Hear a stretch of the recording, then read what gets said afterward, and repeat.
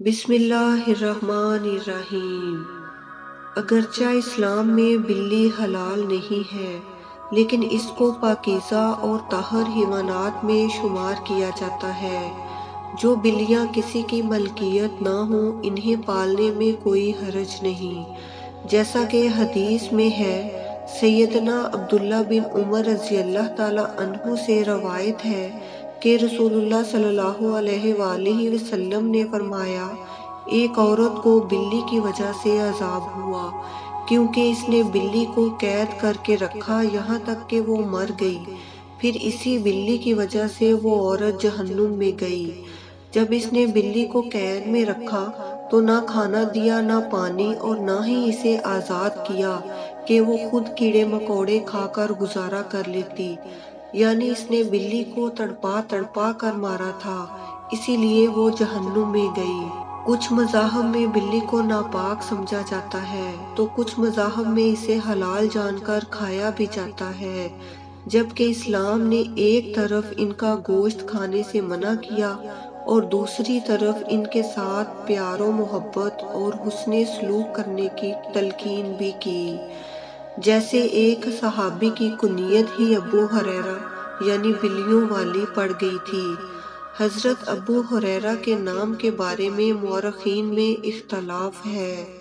کچھ نے لکھا ہے کہ آپ رضی اللہ تعالی عنہ کا نام اسلام لانے سے قبل عبد الشمس تھا اور اسلام لانے کے بعد عبد الرحمن رکھا گیا۔ کسی نے عمر بن عامر لکھا ہے، لیکن آپ رضی اللہ تعالی عنہ کا اصل نام راجح قول کے مطابق عبد الرحمن ہے۔ ابو ہریرہ آپ کی کنیت ہے، اور ابو ہریرہ کنیت رکھنے کی وجہ یہ ہے کہ آپ کے پاس ایک بلی تھی جس کو آپ رضی اللہ تعالی عنہ اپنے ساتھ رکھا کرتے تھے، اسی لیے آپ کی کنیت ابو ہریرہ پڑ گئی۔ یہاں لفظ ابو ہریرہ سے ایک بات واضح کر دیتے ہیں کہ بعض لوگ یہ خیال کرتے ہیں کہ ابو ہریرہ کا مطلب بلی کا باپ ہے، حالانکہ یہ معنی لینا بالکل غلط ہے۔ عربی میں ایک لفظ کے کئی معنی آتے ہیں، یہاں ابو کا معنی والا والے ہیں، اس اعتبار سے ابو ہریرہ کا مطلب ہوا بلی والا۔ ایک دن ابو ہریرہ نے دیکھا کہ گرمی کی شدت سے ایک بلی دیوار کے ساتھ چمٹی ہوئی ہے، تو انہوں نے اسے اٹھا کر گرمی سے بچانے کے لیے اپنی آستین میں چھپا لیا۔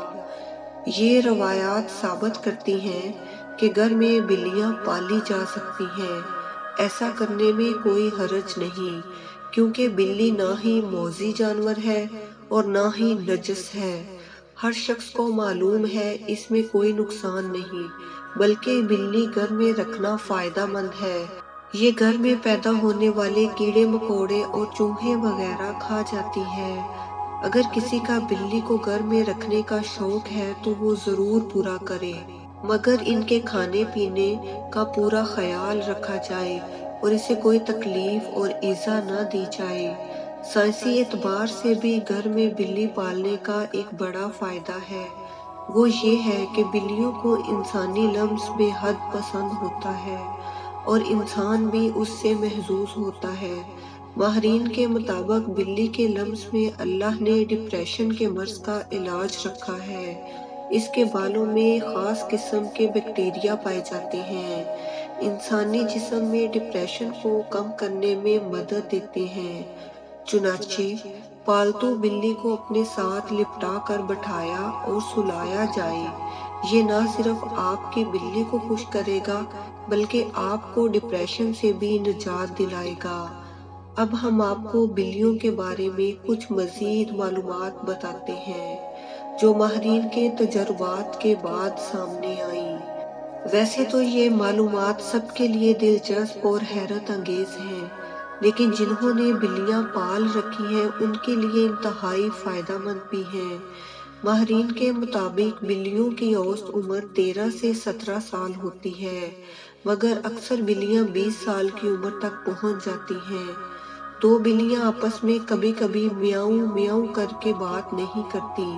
جب بھی آپ کی بلی میاؤں کرے جان لے کہ وہ آپ سے مخاطب ہے۔ ماہرین کا کہنا ہے کہ بلیوں کی مونچھیں دراصل ایک سینسر کا کام کرتی ہیں۔ یہ فاصلے، جگہ اور مختلف اشیاء کے سائز کا پتہ لگاتی ہیں اور بلی کو اس سے آگاہ کرتی ہیں۔ حتیٰ کہ اندھیرے میں بھی بلی اپنی مونچھوں کے ذریعے کسی بھی فاصلے یا کسی بھی چیز کے سائز کا پتہ چلا لیتی ہے۔ ماہرین کا کہنا ہے کہ بلی کی مونچھیں چونکہ ایک باقاعدہ عضو ہیں جو ان کے لیے سینسر کا کام کرتا ہے، چنانچہ کبھی بھی اس کی مونچھیں کاٹنی نہیں چاہیے۔ یہ بالکل ایسے ہی ہوگا جیسے آپ نے بلی کی آنکھیں نکال دی ہوں۔ ایک سائنسی اندازے کے مطابق انسان نے بلی کو 10,000 سال پہلے سودایا یا پالتو بنایا تھا۔ بلی آج کے دور میں سب سے عام پالتو جانوروں میں سے ایک ہے۔ افریقی جنگلی بلیوں کی کئی اقسام کو پالتو بلی کے آباء و اجداد سمجھا جاتا ہے۔ بلیوں کو پہلے پہل شاید اس وجہ سے سودایا گیا کہ یہ چوہے کھاتی تھیں اور اکثر اوقات جہاں اناج محفوظ کیا جاتا ہے وہاں انہیں پالا جاتا تھا، لیکن بعد ازاں ان کو انسان کے دوست اور پالتو جانور کے طور پر بھی پالا جانے لگا۔ پالتو بلیوں کے جسم پر لمبے یا چھوٹے بال ہوتے ہیں جن کی بنیاد پر ان کی اقسام اور نسلوں کا تعین کیا جاتا ہے۔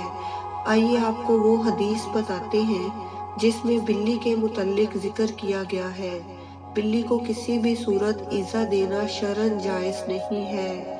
بلی ایک پالتو جانور ہے، جیسا کہ پہلے احادیث مبارکہ میں بیان کر چکے ہیں کہ نبی کریم صلی اللہ علیہ وآلہ وسلم نے ان کے بارے میں فرمایا کہ یہ پلید نہیں ہیں، بلکہ یہ تو گھر میں چکر لگانے والوں میں سے ہیں۔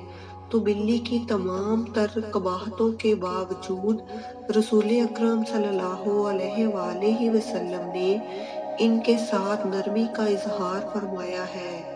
ہمیں بھی آپ صلی اللہ علیہ وآلہ وسلم کی پیروی میں اس کے ساتھ نرمی کرنی چاہیے۔